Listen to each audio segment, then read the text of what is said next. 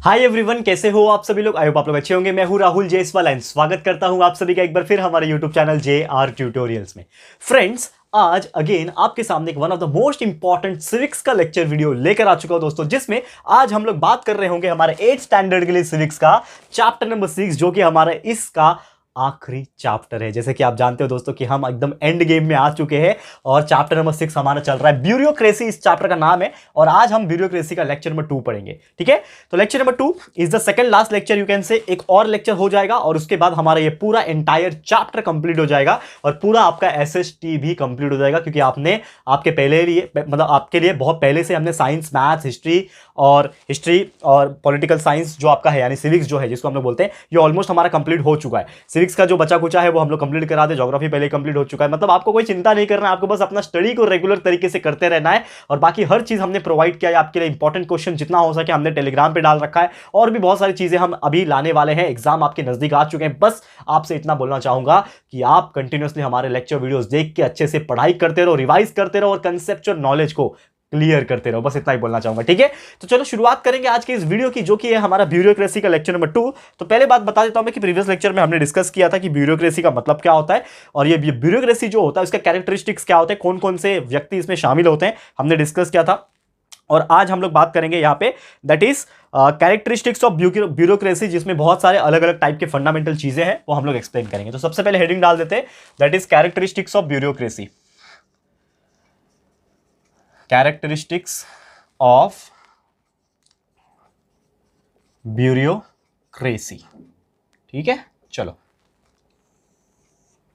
सबसे पहला इसमें ब्यूरोक्रेसी की अगर मैं बात करूं तो इसमें हो जाएगा परमानेंट मैकेनिज्म। क्या होता है परमानेंट मैकेनिज्म, इसको थोड़ा सा बारीकी से डिटेल में डिस्कस करेंगे। परमानेंट मैकेनिज्म, देखो अभी इसको समझो, परमानेंट मैकेनिज्म क्या होता है इसको समझते हैं। अभी जब परमानेंट मैकेनिज्म जो ये वर्ड आपको दिख रहा है, ठीक है ना, इसका मतलब ये होता है कि कभी भी हमारा जो ब्यूरोक्रेसी होता है, वी नो दैट कि there are so many person involve in a bureaucracy, चाहे वो सिविल सर्वेंट क्यों ना हो, IAS ऑफिसर, IPS ऑफिसर, ये सब ब्यूरोक्रेसी में शामिल हो जाते हैं। मिनिस्टर्स हो जाते हैं, ठीक है ना, that is council of minister and minister, prime minister इसी में शामिल हो जाते हैं। तो जो टैक्स कलेक्शन का जो काम होता है या फिर इन्वायरमेंट का प्रोटेक्शन का काम होता है, इसके अलावा जो लॉ ऑर्डर को मेंटेन करने का काम होता है, ठीक है ना, और भी कई सारे सोशल सिक्योरिटी वाली बात हो गई, नेशनल सिक्योरिटी वाली बात हो गई, ये सभी चीजें जो है वो किसकी रिस्पॉन्सिबिलिटी होती है, ये हमारी ब्यूरोक्रेसी की रिस्पॉन्सिबिलिटी होती है और ये उसका परमानेंट मैकेनिज्म है, यानी एक परमानेंट हिस्सा है इसका। क्योंकि अगर आप एक ब्यूरोक्रेसी बना रहे हो, जैसे कि आप एक कंपनी चला रहे हो, तो कंपनी में आपके कुछ जो ऑफिसर्स रहेंगे वो हमेशा रहेंगे। जैसे कंपनी का मालिक तो रहेगा, कंपनी का एक मैनेजर रहेगा जो चीजों को मैनेज करे, एक सुपरवाइजर होगा जो वर्कर्स को मैनेज करे और वर्कर रहेंगे। मतलब इनके बिना तो कंपनी चल नहीं सकती। उसी प्रकार जो आपको अगर आपका लॉ एंड ऑर्डर चलाना है, internal peace, internal security, national security की बात करें, ठीक है, या फिर हम लोग टैक्स कलेक्शन की बात करें, इन्वायरमेंट प्रोटेक्शन की बात करें, ये सभी चीज एक परमानेंट चीज है और उसको रोकने का काम, उसको मैनेज करने का जो काम है वो कौन करता है, ब्यूरोक्रेसी करता है। That's why it is a permanent mechanism of that particular point.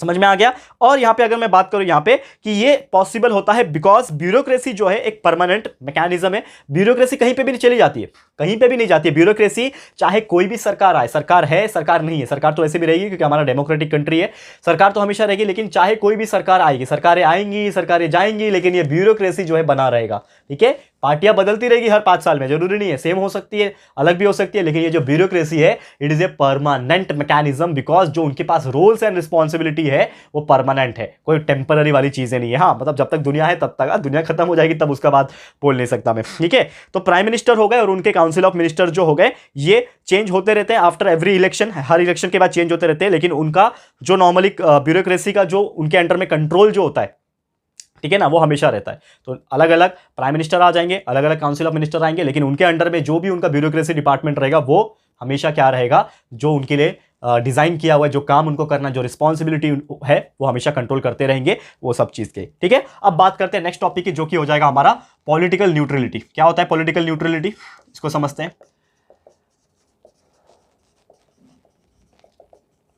Next topic political neutrality. Political neutrality की अगर मैं बात करूं, ठीक है, ये वर्ड आपको दिख रहा है, पॉलिटिकल मतलब जो राजनीति जो चीजें हैं और न्यूट्रलिटी मतलब न्यूट्रल होना, ठीक है ना, ना इसका ना उसका, न्यूट्रल होना। तो पॉलिटिकल न्यूट्रलिटी की बात करें तो ये जो ब्यूरोक्रेसी होता है, ये जो वर्ड आपको ब्यूरोक्रेसी दिख रहा है, ये क्या होता है, ठीक है, ये क्या होता है, मैं आपको एक चीज बता दूं, ब्यूरोक्रेसी जो होता है ये पॉलिटिकली जो होता है ना, पॉलिटिकली जो होता है ना, ये न्यूट्रल है।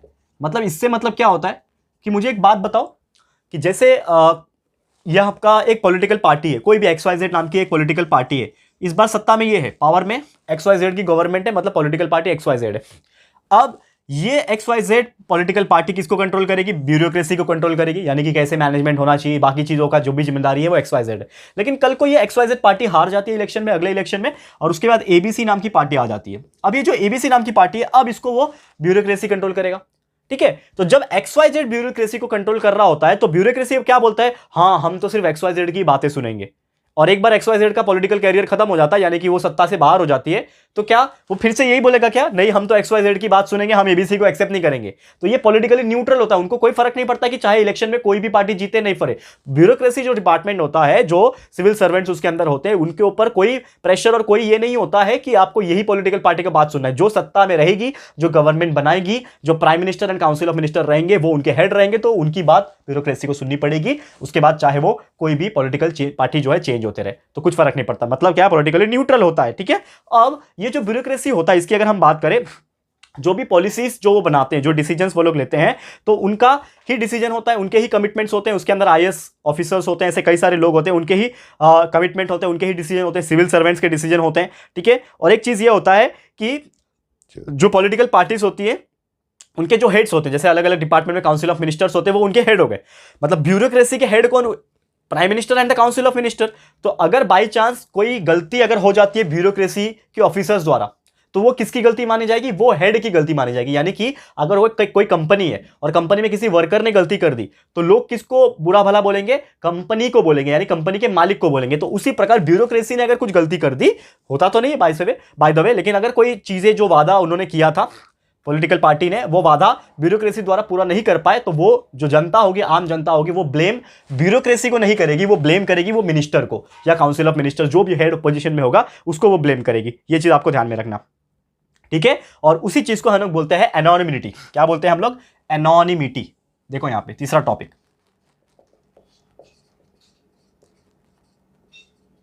क्या बोलते हैं? एनोनिमिटी। एनोनिमिटी का मतलब क्या होता है?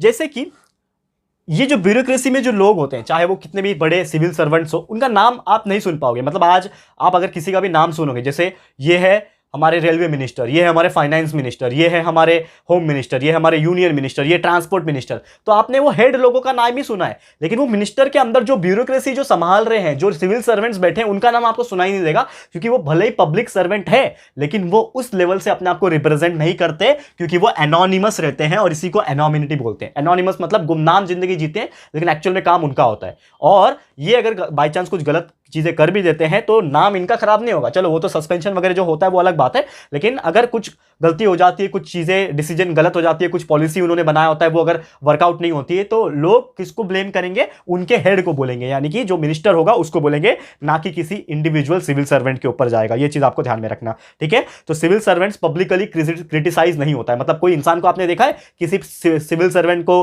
बोलते हुए, अरे ये सिविल सर्वेंट ने अच्छा काम नहीं किया, ये क्या गवर्नमेंट के अंदर ब्यूरोक्रेसी संभालेंगे? ऐसा किसी को बोलते सुना है? नहीं। हम हमेशा ऐसा बोलते हैं, अरे ये नेता ने अच्छा काम नहीं किया, वो नेता ने अच्छा काम नहीं किया, इसको हम वोट नहीं देंगे, हम ऐसा बोलते हैं। तो हम पब्लिक जो है वो किसको बोलते हैं? हम मिनिस्टर्स को बोलते हैं, ना कि उनके ब्यूरोक्रेसी वाले को। समझ में आ गया? ये चीज आपको ध्यान में रखना है, ठीक है। अब इसका क्या सिग्निफिकेंस होता है, यानी इंपॉर्टेंस क्या है, ये भी थोड़ा सा देख लेते हैं हम लोग। Significance, that is next topic is significance of Indian bureaucracy. Significance of Indian bureaucracy, क्या इंपॉर्टेंस है? सिग्निफिकेंस मतलब क्या होता है? इंपॉर्टेंस। तो इंपॉर्टेंस क्या है इंडियन ब्यूरोक्रेसी की? अगर हम बात करें यहां पे कि जो स्ट्रक्चर होता है इंडियन ब्यूरोक्रेसी का, अगर हम बात करें, ये बहुत ज्यादा कॉम्प्लेक्स है। सबसे पहली बात, जो हमारा स्ट्रक्चर है वो बहुत कॉम्प्लेक्स है। और इंडिया का जो पहली बात तो डेमोक्रेटिक, जो इंडिया एक डेमोक्रेटिक कंट्री है और सबसे बड़ा डेमोक्रेटिक नेशन माना जाता है हमारे इंडिया को, सबसे बड़ा लोकतंत्र है हमारे पास, इतने मिनिस्टर्स है, इतने पब्लिक है, पहली बात तो। और ये ब्यूरोक्रेसी जो होता है हमारे इंडिया में, ये बहुत ज़्यादा डाइवर्सिफाई है, साथ में बहुत ज़्यादा कॉम्प्लेक्स भी है, इंटेंसिव है काफ़ी ज़्यादा। तो बहुत सारे अलग अलग रिफॉर्म्स बनाए गए हैं इसके अंदर। पोस्ट इंडिपेंडेंस के बाद, यानी आज़ादी के बाद भी कई सारी चीज़ें इसके अंदर इंप्लीमेंट की गई है। और कई सारी चीज़ें जो हम आज देखते हैं वो आम जनता को लेके किया गया, क्योंकि आम जनता को कैसे हम सुविधाएं पहुंचा सकते हैं, आम जनता को मतलब सोच के वो चीज़ें बनाई गई है, रिफॉर्म्स तैयार की गई है। और जो चेंजेस जो बनाए गए हैं वो हमारे इंडियन ब्यूरोक्रेसी में बनाए गए हैं उसके हिसाब से कई सारे पॉलिसीज लाए गए हैं। और ब्यूरोक्रेसी क्या करता है, एक स्टेबिलिटी प्रोवाइड करता है, ठीक है, पॉलिटिकल सिस्टम को। ऐसे कई सारे इंपॉर्टेंट बातें हो जाती है जैसे कि पानी का सप्लाई हो गया, वाटर सप्लाई हो गया, इलेक्ट्रिक सप्लाई हो गया, पब्लिक क्लीनलीनेस हो गया, ट्रांसपोर्ट फैसिलिटीज हो गया, इलेक्ट्रिसिटी हो गया, ठीक है ना, हेल्थ हो गया, एग्रीकल्चरल हो गया, प्रिवेंशन ऑफ पॉल्यूशन हो गया। ऐसे कई सारी चीजें जो है वो कहीं ना कहीं किसके अंडर में आ जाता है ना, ब्यूरोक्रेसी के अंडर में आ जाता है। क्योंकि नॉर्मली क्या होता है कि आपके इलाके में कौन पानी सप्लाई कर रहा है वो डिस्ट्रिक्ट ऑफिसर डिसाइड करेगा, तो उसके अंदर सिविल सर्वेंट आते हैं यानी ब्यूरोक्रेसी वाला आदमी हो जाएगा। और उसका निगरानी कौन रखता है, वो नेता रखता है, यानी कि जो मिनिस्टर होगा वो रखेगा। तो इस प्रकार से चीजें होती है। और एक आम इंसान के लाइफ में, डे टू डे लाइफ में जो चीजें होती है वो ब्यूरोक्रेसी हैंडल करते हैं, लेकिन हेड पे कौन होते हैं, मिनिस्टर्स होते हैं। ये चीज आपको ध्यान में रखना है। और सेकंडली एक इंपॉर्टेंट चीज ये भी है, हमें ये चीज समझना पड़ेगा कि ब्यूरोक्रेसी एक बहुत बड़ा इंस्ट्रूमेंटल सोशल हमारे लिए बहुत सोशल ट्रांसफॉर्मेशन के लिए बहुत ज्यादा इंपॉर्टेंट रोल प्ले करता है। एंड साथ ही में अगर बात करें बहुत सारे लॉज जो गवर्नमेंट बनाती है, ठीक है ना, ये सब चीज की देखरेख करना, चाहे वो वुमेन की बात हो, चाइल्ड सेफ्टी की बात हो, या फिर कुछ गवर्नमेंट के प्लान्स हो, ठीक है ना, ये सभी चीज कौन देखता है, ब्यूरोक्रेसी देखता है। और ब्यूरोक्रेसी एक बहुत इंपॉर्टेंट रोल प्ले इसमें भी करता है कि जो हमारा जो लोकतंत्र है वो बना रहे, ठीक है ना, डेमोक्रेटिक कंट्री जो है वो बना रहे। इस प्रकार से चीजें उसमें होती है, चाहे वो रिजर्वेशन वाली बात हो, कास्ट के हिसाब से रिजर्वेशन हो, बाकी चीजों के हिसाब से रिजर्वेशन हो, जो डिसीजन मेकिंग हो ब्यूरोक्रेसी करता है, डेमोक्रेटाइजेशन है सोसाइटी की, ये सब चीजें हो प्रॉपर तरीके से, लॉ एंड ऑर्डर मेंटेन हो, पुलिस सर्विस हो, ये सभी चीज हमारा किसके अंदर आ जाता है, ब्यूरोक्रेसी के अंदर आ जाता है। और यही चीज हमारे लिए बहुत ज्यादा इंपॉर्टेंट है और यही था हमारा सिग्निफिकेंस किस चीज का, हमारे इंडियन ब्यूरोक्रेसी का। क्लियर है? तो यही था दोस्तों हमारा आज का लेक्चर, छोटा सा लेक्चर मैं बना रहा हूं, दैट्स वाई कि आपको मैं चीजें एक्सप्लेन कर सकूं कि ब्यूरोक्रेसी एग्जैक्टली क्या था। तो हमने बात किया कुछ कैरेक्टरिस्टिक्स ब्यूरोक्रेसी की, वो एक परमानेंट मैकेनिज्म है, पॉलिटिकल न्यूट्रलिटी होता है, मतलब कोई फर्क नहीं पड़ता सरकार में कौन रहेगी, ब्यूरोक्रेसी अपना काम करेगा, ठीक है, किसका कंट्रोल नहीं होता उसके ऊपर, मतलब बहुत ज्यादा, और पब्लिकली उसको हम क्रिटिसाइज भी नहीं कर सकते, ठीक है, एनोनिमिटी होती है, कोई नाम ज्यादातर बाहर नहीं आता है, ठीक है ना, सिग्निफिकेंस क्या था हमने बता दिया। लेकिन ऐसे कई सारे इंपॉर्टेंट चीजें हैं जो हम डिस्कस करेंगे, जैसे कि ब्यूरोक्रेसी बात करें, कौन कौन से टाइप्स होते हैं, क्या होते हैं, ये सभी चीज हम लोग को पढ़ना है। लेकिन आज हम लोग नहीं पढ़ेंगे इसको, हम लोग पढ़ेंगे अगले लेक्चर नंबर 3 में, ठीक है। तो आप लोग बस थोड़ा सा इंतजार कर लेना, एक आखिरी लेक्चर आ जाएगा हमारे इस चैप्टर का और पूरे सिलेबस का, लेक्चर नंबर 3, जिसमें हम बचे हुए जो टॉपिक्स है उसको डिस्कस करेंगे बहुत अच्छी तरीके से। तो आज का वीडियो इसी के साथ समाप्त करता हूं। Thank you so much guys for watching this video. और आपको ये वीडियो कैसा लगा है प्लीज हमें कमेंट करके बताना। और आपको मैं एक चीज बता दूं कि आप लोग के लिए पूरा का पूरा हमने साइंस कंप्लीट कर दिया है, पूरा पूरा मैथ्स कंप्लीट कर दिया है, पूरा का पूरा हिस्ट्री, पॉलिटिकल साइंस और ज्योग्राफी जो है, civics, history, civics, geography complete है हमारा, ठीक है ना। सिविक्स का तो हमारा चल ही रहा है ना, खत्म हो जाएगा एक लेक्चर में, तो आपका कुछ प्रॉब्लम नहीं है। इंग्लिश ग्रामर रिवीजन सीरीज हम स्टार्ट कर चुके हैं और इंग्लिश ग्रामर के लिए पूरा पूरा प्लेलिस्ट भी हमने बनाया हुआ है, वो भी आप चेकआउट कर सकते हैं। यानी कि आपके पढ़ने की पूरी जिम्मेदारी हमने उठा ली और पूरा कंप्लीट करा दिया है। तो बस हमारी तरफ से तो हमने मेहनत कर दिया, अब आपकी जिम्मेदारी, और जो मैंने टास्क आपको दिया था कि हमारा पूरा सिलेबस कंप्लीट कर लो, फटाफट से पढ़ाई कर लो, जितने भी कंसेप्चुअल नॉलेज वाले वीडियो से सब देख लो। आपको जो भी चैप्टर पढ़ना है, जो भी सब्जेक्ट का पढ़ना है, जो भी लेक्चर का पढ़ना है, बस यूट्यूब पे टाइप कर देना, सर्च कर लेना, उसके आगे JR ट्यूटोरियल लिख दोगे, आपको वीडियो देखने मिल जाएगा। अच्छे से वीडियो देखो, अच्छे से पढ़ाई करते रहो, बस इतना ही बोलना चाहूंगा। All the very best for your upcoming exams, ठीक है। तो आज का वीडियो इतना ही था। ये वीडियो कैसा लगा प्लीज कमेंट करना, वीडियो पसंद आया तो लाइक कर देना दोस्तों, अपने दोस्तों के साथ शेयर करके जरूर से इन्फॉर्म कर देना, क्योंकि हो सकता है ये वीडियो ना पहुंचे उन तक, तो प्लीज आप लोग थोड़ा रिस्पॉन्सिबिलिटी ले लो और उन तक ये वीडियो को शेयर जरूर से कर देना। फर्स्ट टाइम हमारे चैनल पे आए हो, अगर अभी तक हमारे चैनल को सब्सक्राइब नहीं किया है तो फटाफट से हमारे चैनल को सब्सक्राइब भी कर देना, ठीक है दोस्तों। तो जल्दी मिलेंगे हमारे न्यू वीडियो में, तब तक के लिए thank you and good bye.